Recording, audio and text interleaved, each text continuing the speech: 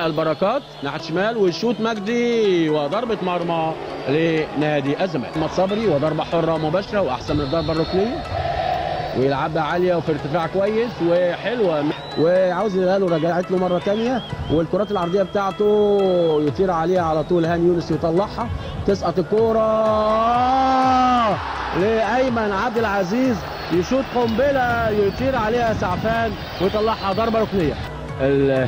الرايه زي ما حضراتكم شايفين، ودي طبعا مسؤول المقاولين لازم يصلحوها لانها بتضايق اللعيب زي ما حضراتكم شايفين، واللي على الزاويه القريبه ترد لمجدي طلبه، ومجدي طلبه الحمام اهو لايهاب، وايهاب بيلعبوا على اللعبه دي الاسماعيلي بيلعب على اللعبه دي وخدها ابو جريشه وانما برافو عبد الواحد، انفراد تام ولكن عبد الواحد انقذ الموقف. والنادي الاسماعيلي بيلعب على اللعبه دي اللي هي على الهجمات المرتده والمهارات الفرديه وماشي حمام يلف كوره بالعرض لاحمد سامي، واحمد سامي بيجرب حظه من بعيد قوي تخبط وتصلح، وماشي روبن ومعاه سامي وعدى من سامي ويلعب كوره بالعرض ومنتهى الخطوره سعفان نجم المباراه. بركات مفتاح لعب الاسماعيلي ويشوط وضربه يلعبها على طول لاحمد سامي، واحمد سامي عرضيه وابو جريشه يلعبها لبيبو وبيبو يلم الكوره ومعدي وماشي ويلطشها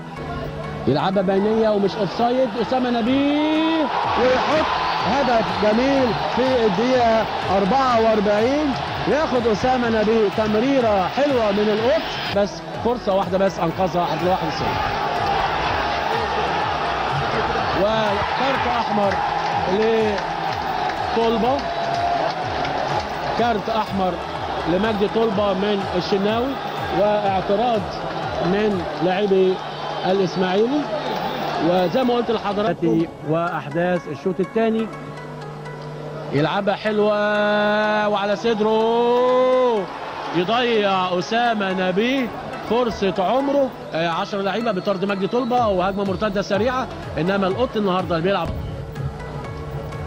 يقطعها حمام ويغمزها لبيبو، وبيبو من اللعيبه اصحاب المهارات العاليه، وانما القط النهارده متفوق على غير العاده ويغطي يلعبها حمام وتعدي لعماد النحاس يغمزها يطلعها على ظهر نادي الزمالك، ناجح في التصدي للمحاولات الهجوميه. ادي هاني ومسك الاسماعيلي نص الملعب من نادي الزمالك رغم انه ناقص واحد، وتوصل الكوره لحمام يلمها صبري ويلعبها للدوماني يريحها حلوه قوي لصبري وصبري يحطها فوق العرض كمونه، انما عماد النحاس عامل ماتش كويس يقطع وماشي عماد ماشي ويلعبها لايمن الجمل وعاوز يشوط ايمن وشاط وجول وهدف التعادل للاسماعيلي من مباراه فيها كفاح مرير.